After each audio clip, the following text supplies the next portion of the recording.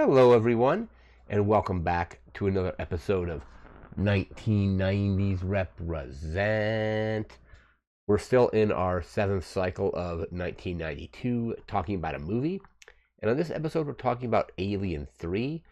So, obviously, the third film in the Alien saga or Alien anthology, whatever you want to call it. On the Blu-ray set, I believe that I have the Blu-ray set from I think it was 2010. I picked it up in like 2013, and I think it's just called the Alien Anthology. So it goes from Alien all the way up to Alien Resurrection. It doesn't have any of the other kind of like spin-off or prequel stuff like Prometheus or anything like that on it. But yeah, Alien 3, didn't see it when it first came out in theaters. I think I remember watching it on HBO in 1993, like at least a couple times. Most recently, I watched it on Blu-ray for this series. Not my favorite movie in the series. I think I probably rate them. I go Aliens. I think is my favorite. Then Alien. Then Alien 3, and then Alien Resurrection. I don't really know how I compare it to something like Alien. Alien Romulus was really good. That's the most recent one. There was obviously Prometheus and Alien Covenant, which I also thought were pretty good as well. There was a lot of production issues, and like I know they went through like multiple screenplays for this movie, and I think it's still pretty good. It's definitely not near as good in my opinion as Aliens, but it's still a fun watch. I have my notes here, so I can get to those. Get my notebook open, and then we'll get to all the stuff like the plot and all that as well. I'll just pull this open here. All right, so we have Alien 3, first released May 22nd, 1992. This is actually David Fincher's first like theatrical directorial debut, and he has since gone on and has basically disowned this movie. He said it basically doesn't really hold with what his like vision for the movie was. And it kind of, if you look at his filmography, like as a whole, it's a little bit, it's on kind of on the weaker side of his filmography. He's got like absolute classics like Fight Club and Seven, The Social Network, and he's actually directing the upcoming Cliff Booth film, written by Quentin Tarantino and going to be directed or is being directed by David Fincher. I think that comes out.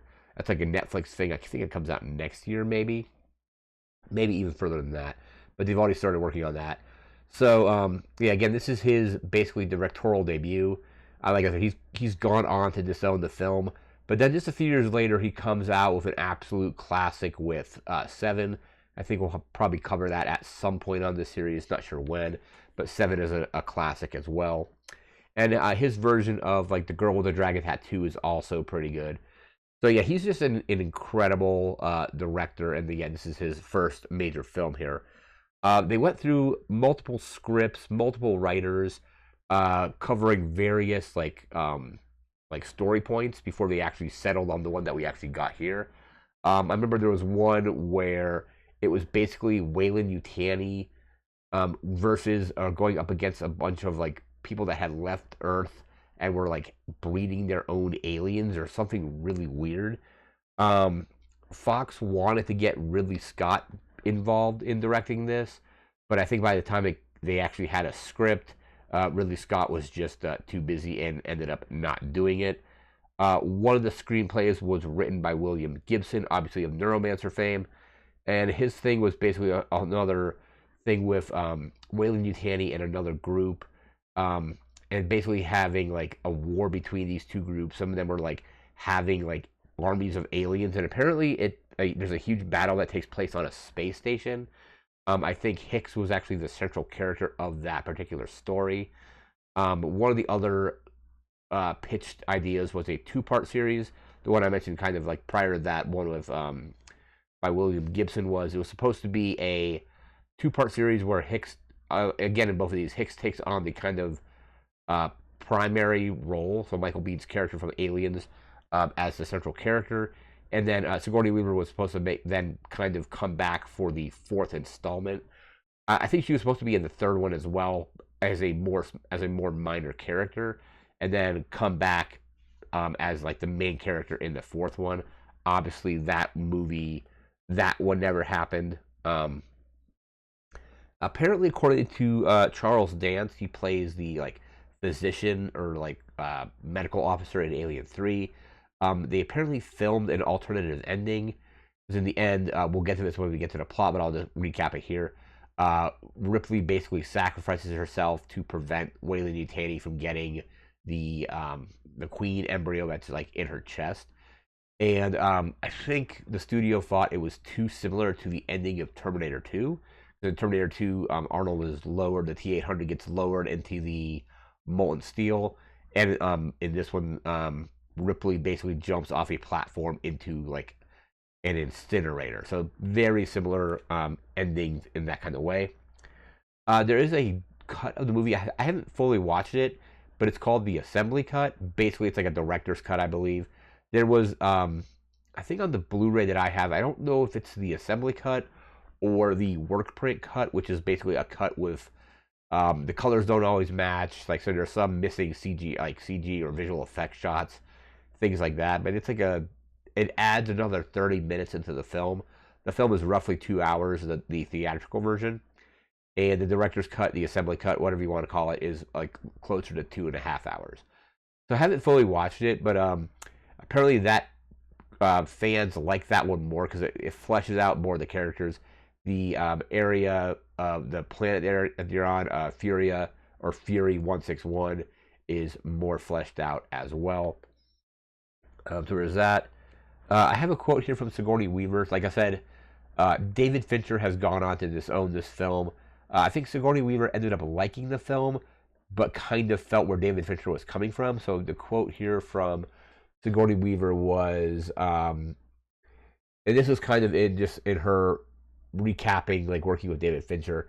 It says, quote, "That was a transition moment when studios stopped being about let's make great films and started being about let's not lose money.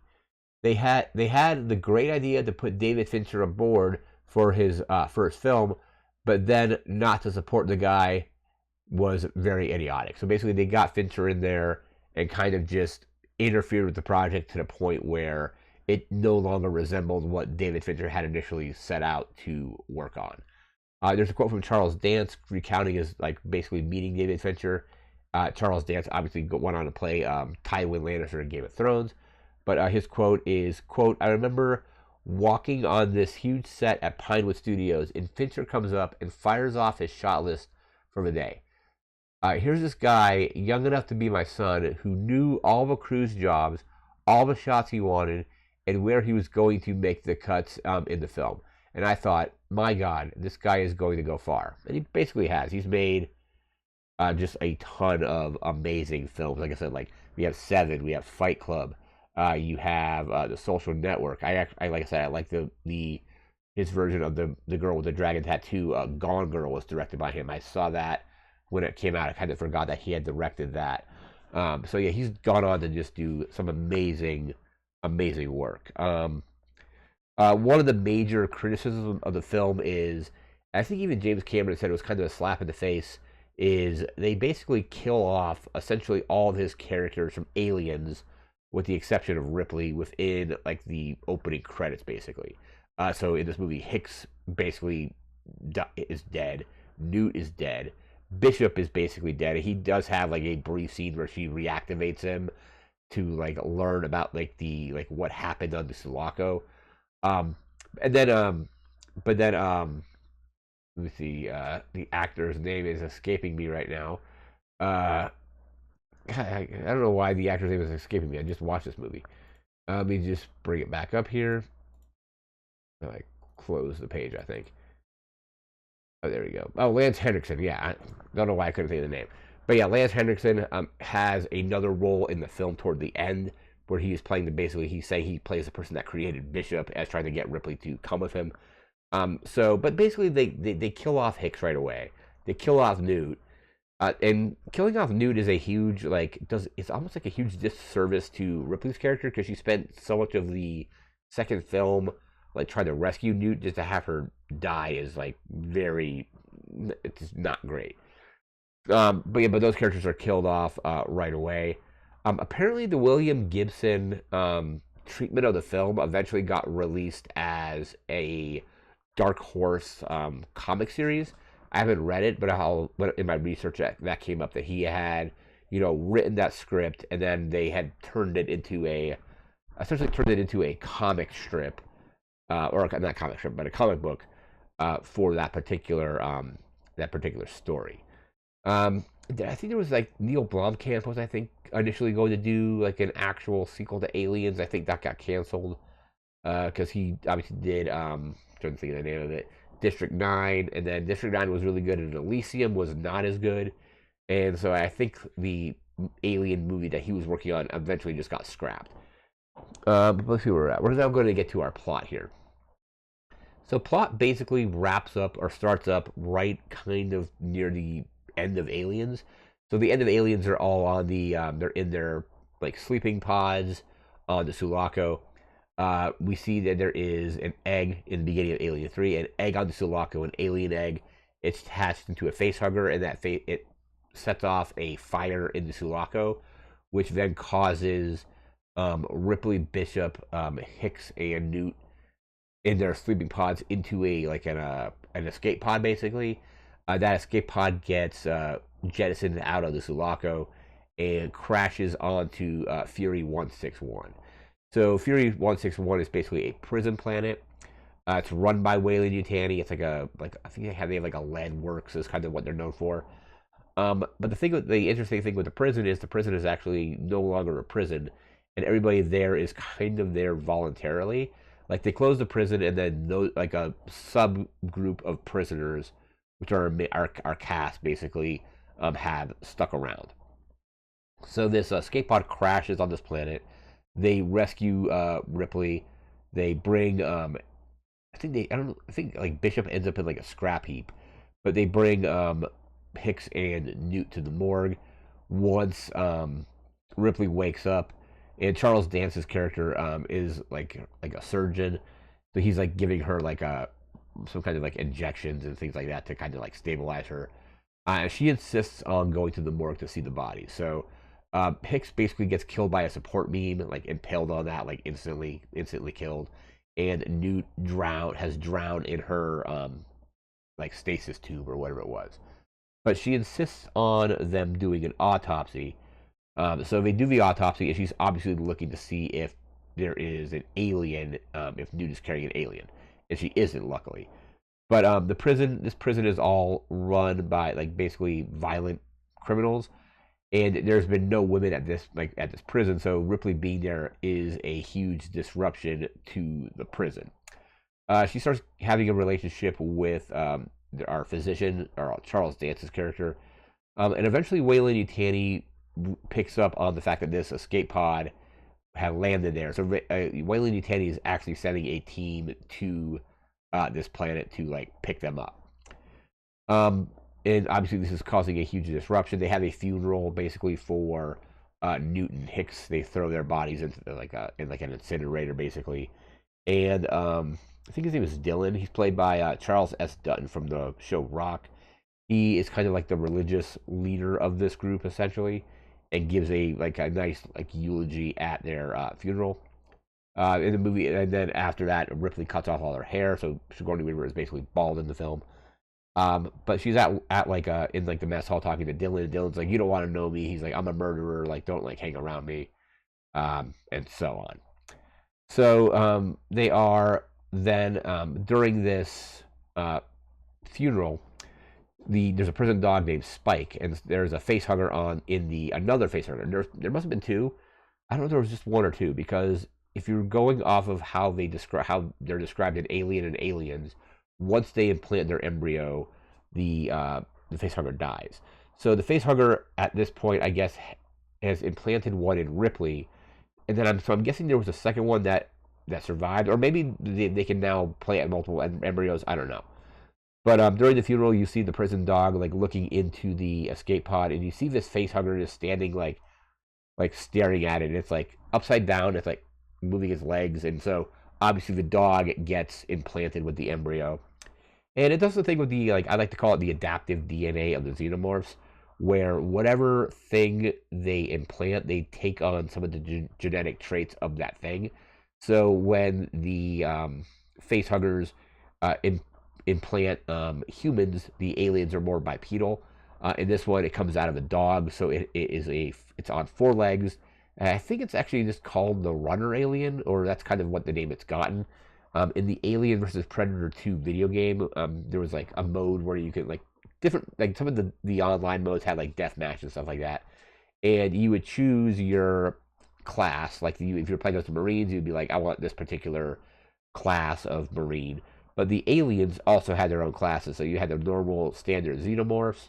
I think you had one called like the Praetorian alien, which is just a lot stronger. It's larger, so it's obviously harder to move around. But they also had the runner alien, which is basically, people also refer to it as the dog alien because it comes out of a dog.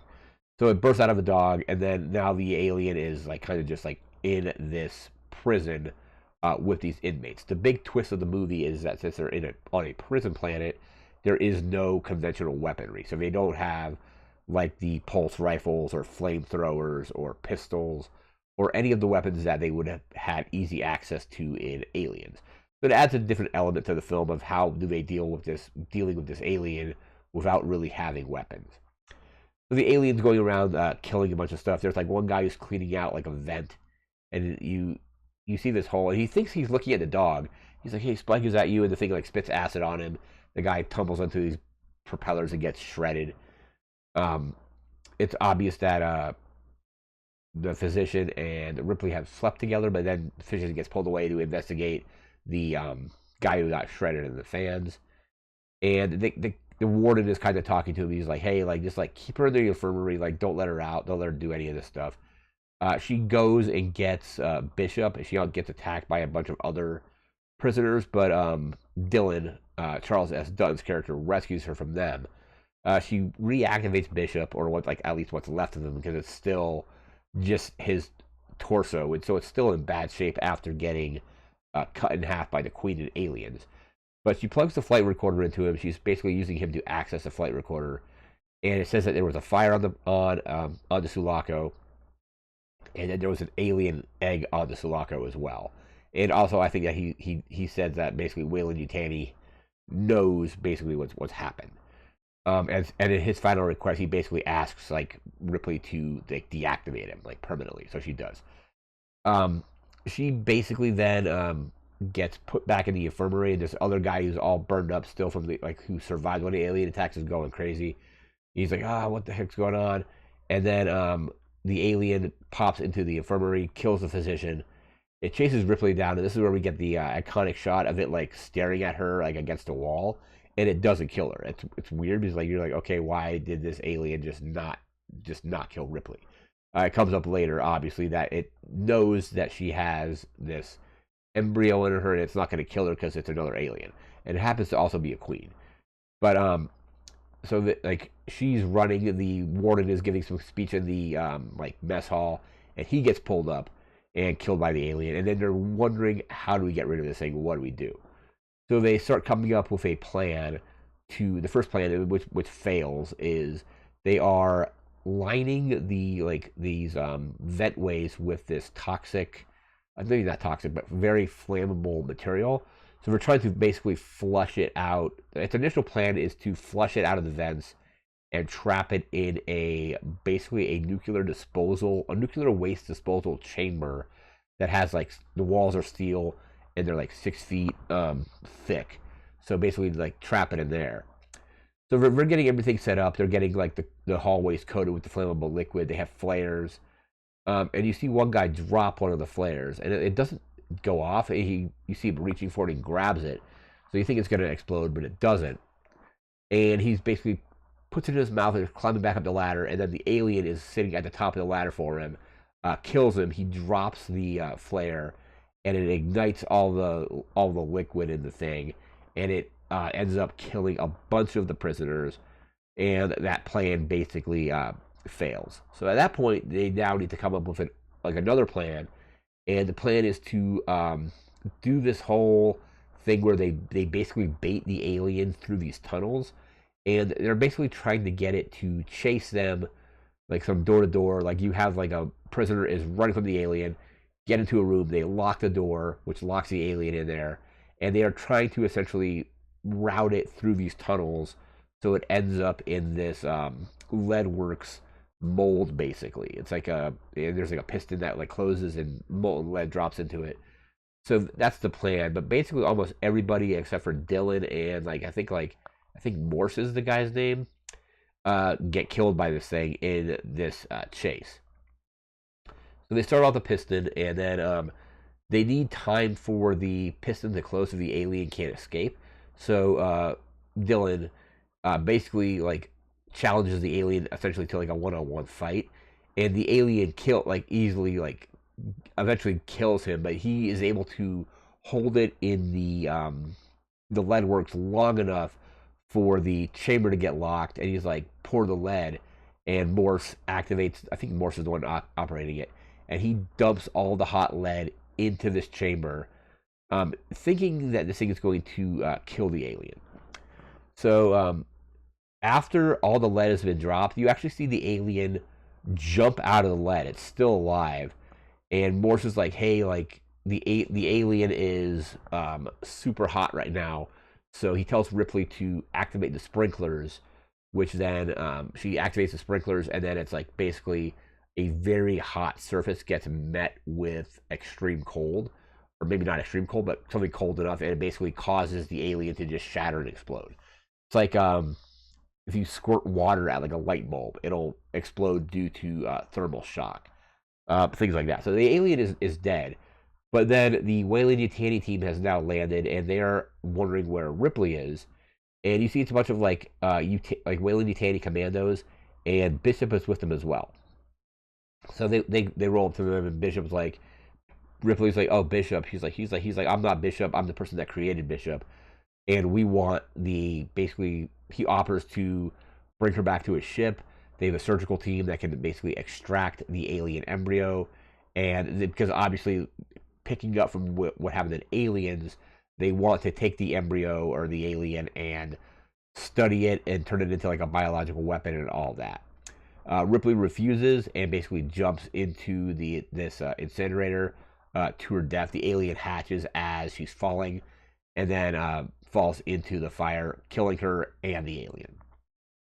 I think after that, the prison is completely shut down, and then the final thing is Ripley's log, was like, because the escape pod is still there, so it's probably playing it. Her log from the end of Alien, where she's like, she's like, Ripley. This is Ripley, last survivor of the Nostromo, signing off. Because the two major ships in the movie are the Nostromos in the original, and then you had the Sulaco in Aliens. But yeah, that's basically the plot of Alien 3. It's still a fun movie. Sorry, but it does kind of pale in comparison to Alien and Aliens. I like it more than Alien Resurrection. Alien Resurrection kind of didn't really need to happen, I don't think. I still enjoyed it when I saw it in theaters back when it came out. But yeah, Alien 3 is still a fun, decent movie and a good starting point for David Fincher's career, because I think like he's just owned this movie, but he's made so many other great ones since then. But yeah, that is going to do it for this video. We'll be back again in a few days with a 1992 video game or computer game, whatever it might be. And then we'll be jumping back into 1993 after that and the rest of the decade. So thanks again for watching. Remember to like, comment, share, and subscribe. And thanks again for watching. Take care and have a good one. See ya.